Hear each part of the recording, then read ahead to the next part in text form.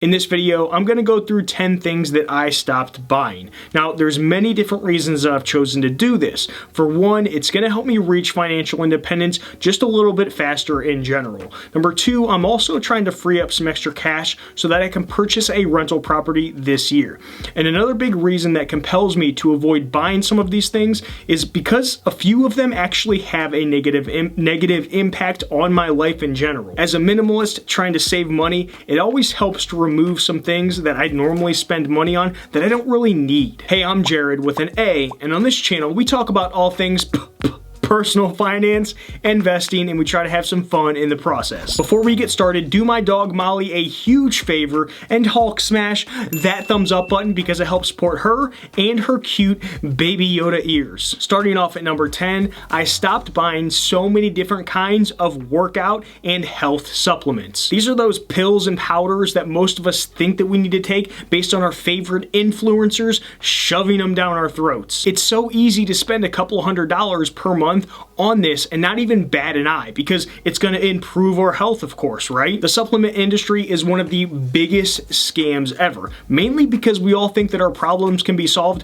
by taking a pill or powder because they promise us the world and a very small percentage of them actually deliver on what they promise. One of the problems with a lot of these is that the benefits from taking them are so minuscule that the price we pay is absolutely not worth it. I still take certain supplements because they actually have proven benefits, but I've pared it way down and only use the essentials. To be completely transparent, I'll give you a rundown of the ones that I use regularly in just a minute. After reading quite a bit, I came to the realization that if you're not a really high-level athlete that gets paid based on physical performance, then it really doesn't make sense to spend the money on these things at all. You're basically just creating really expensive pee and making every bathroom break that much more expensive. Quite literally, you're flushing money down the toilet. I think we focus too much on supplements fixing our health problems when a simple physical exercise routine, higher quality food, and better habits are all that we need.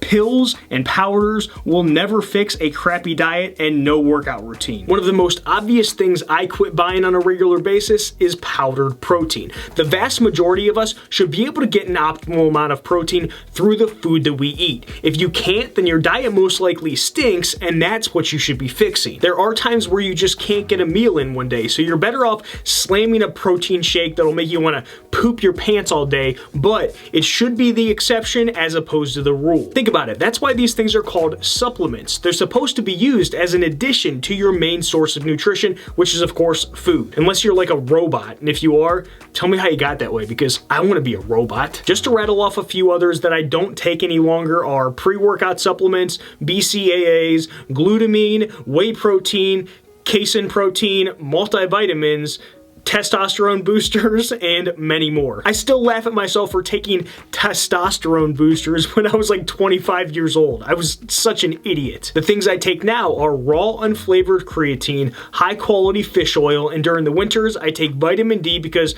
I live in Ohio and the sun likes to disappear for multiple months out of the year. One supplement I could probably get rid of but I keep around as my secret weapon for the mental boost is something called Alpha Brain. It's kind of like a nootropic that I take very, very sparingly because it's expensive and I don't want my body to become acclimated to it. The ninth thing that I stopped buying is anything that has to do with sports. Think of all of the money you spend on things that have to do with sporting events. On top of that, the amount of time wasted on anything related to sports is a huge time suck. This one is twofold because not only does it save me money, but it also saves me so much time, which in turn makes me more productive and actually even makes me more money. I grew up a Cleveland Browns football fan for over 20 years, up until about 3 years ago. I'm talking I knew everything about the Browns and football in general. Going to games, spending money on the latest clothes, buying beer to numb the pain of them being one of the worst football teams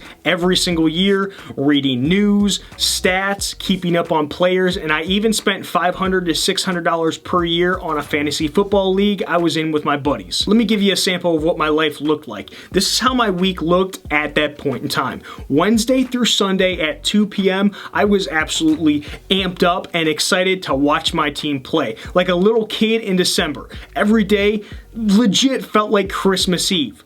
And then, of course, they would inevitably lose, and the rest of my Sunday, Monday, and Tuesday would be ruined just because of that. I always compare it to dating the girl of my dreams that I was madly in love with, who, of course, cheated on me at least once per week. One year I got first place in my fantasy football league, won a few $1,000s, then stopped to ask, why do I do this to myself every year? In that moment, I snapped out of this routine I had been in for the longest time. It was almost like I unplugged myself from the Matrix or took a dose of psychedelics. I started to count up how many hours I spend on sports-related things every single week, how much money I spend directly on sports, and also how much money I spend indirectly because of sports. I was one of the most unproductive human beings during a football season since it ate up so many hours of my time every week. Americans spend $56 billion on just sporting events every year, and productivity during sports seasons,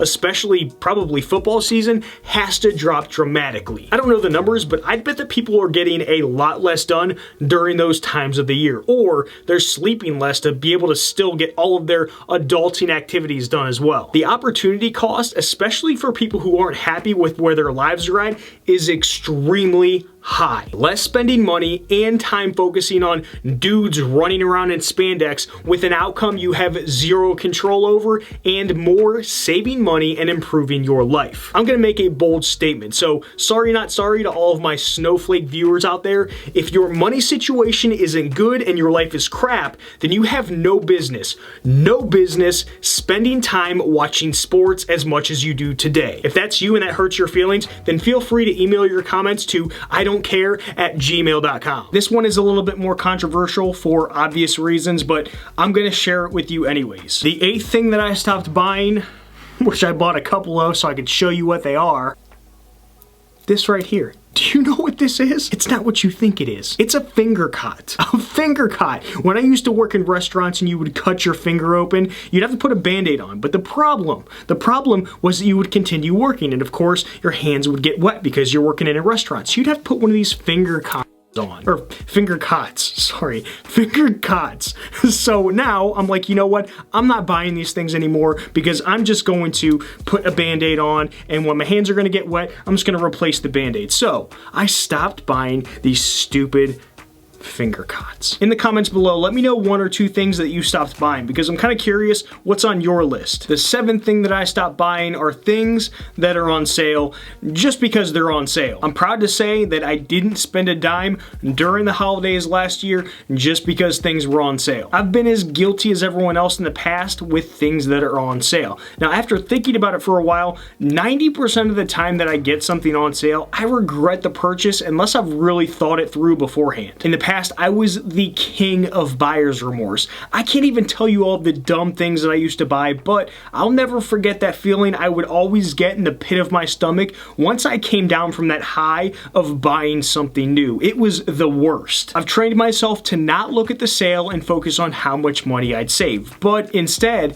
focus on how much I'd be spending. Just because you spent $100 but saved $20 doesn't mean you saved $20. It means you spent $100. One store I think is the worst at making you feel like you saved a ton of money is a place called Kohl's. If you're not familiar, it's a chain department store type place. They'll have a pair of Levi jeans that are originally $120, but they're such a nice company that wants to save you a ton of money, so they're gonna mark them down just for you to $50. Kohl's, on what planet is someone selling a pair of Levi freaking jeans for $120? Then at the bottom of the receipt, in big black bold letters, they make sure to call out that you saved $70 on this insanely expensive pair of Levi jeans. They're the worst offenders of this type of thing, so for that reason, they get the biggest loser award for this video. A nice milestone came for me last year. I had a girl call me poor because I was trying to avoid spending money on something just because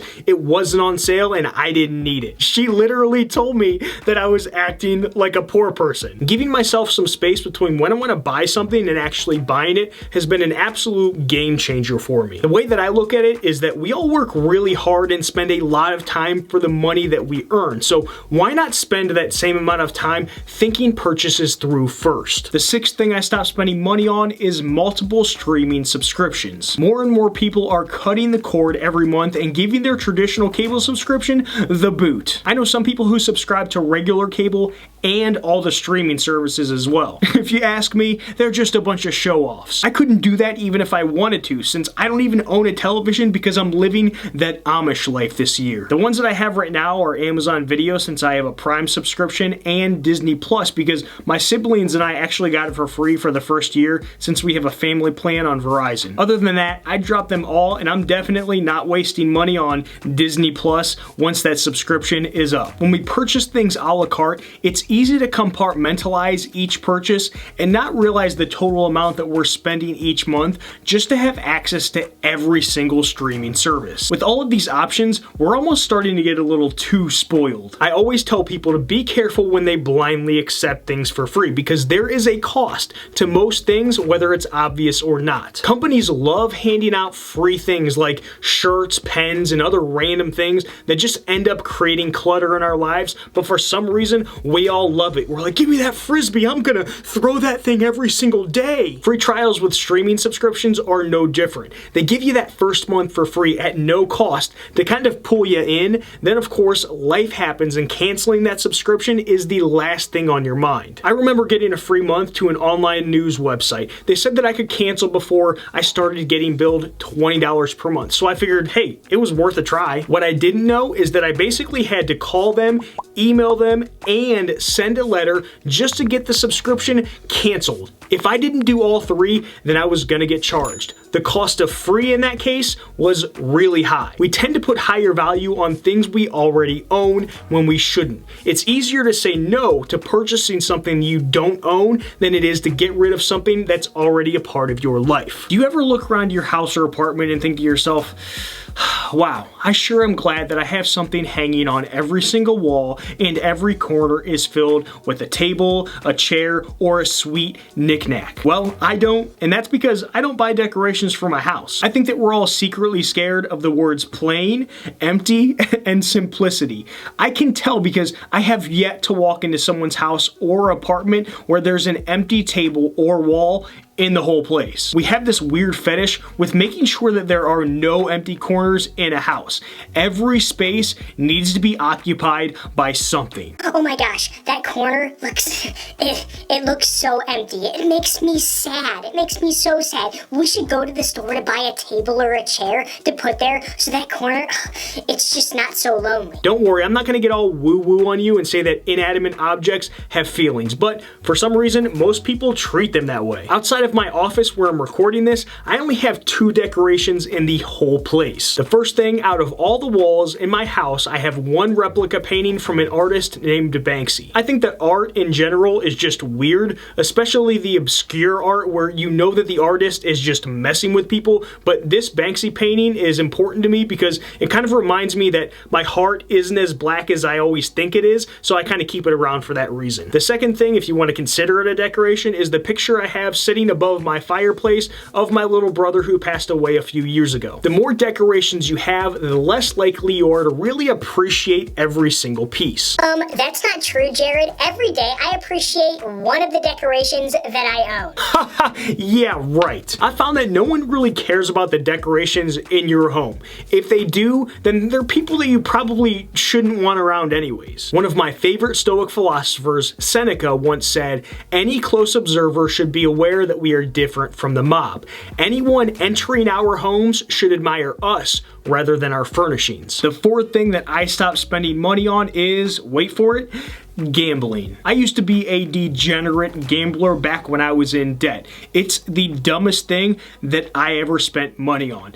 Thousands and thousands of dollars were flushed down the drain in my earlier years, and I really really regret it. 99% of people who gamble on a regular basis aren't ahead overall, even if they think they are, because they all think that they are. This goes for gambling in casinos, on sports games, and even those stupid lottery tickets as well. Newsflash, your odds of winning don't increase once the lottery hits $500 million and everyone else plays. I've never met a rich person who really understands money who buys scratch-off tickets, and that's why I think that the lottery is basically a tax on poor people. It's really, really sad to see. People that I know who have the least amount of money and the lowest income gamble on sports every day. The one that I'm thinking of in particular is actually 34 years old.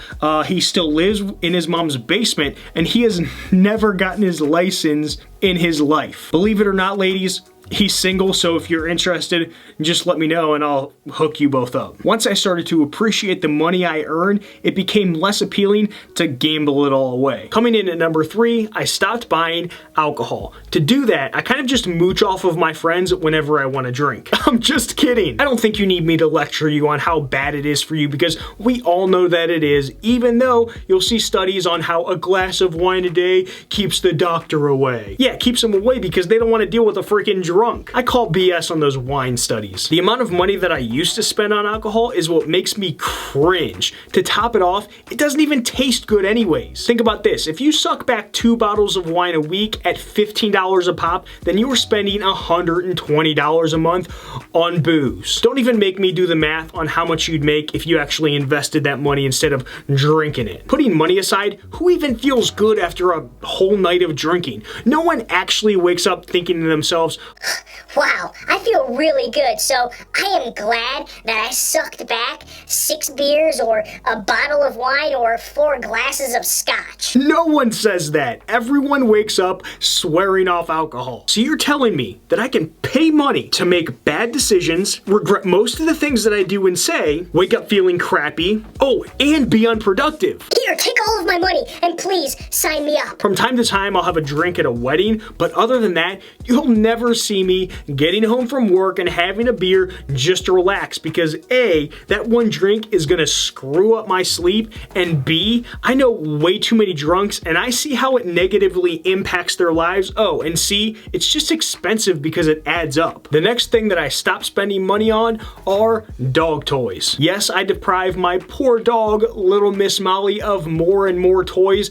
that she never plays with or ends up tearing up. I spent a ton of money on toys for past dogs until I realized that their lives are just as good without piles and piles of toys to pick from. Kind of like kids have way too many toys. I don't have any kids, but if I did, then I would stop buying them toys. That would be on this list for sure. While I'm at work, she just sleeps all day anyway, so I don't need to keep her occupied at that point in time. And if I do give her anything, it's usually bones left over after I make bone broth. Surprise, surprise, I noticed that the more I interacted with her by playing with her in the house or taking her out to the park for a run, the less she needed something to play with all the time. Make sure to let me know down in the comments below 1 or 2 things that you stopped buying. Watch these videos to your left that I handpicked just for you. Check out the description for more resources and playlists to help you out with all of your personal finance and investing needs. Make sure to Hulk smash that thumbs up button. I'll see you in the next one, friends.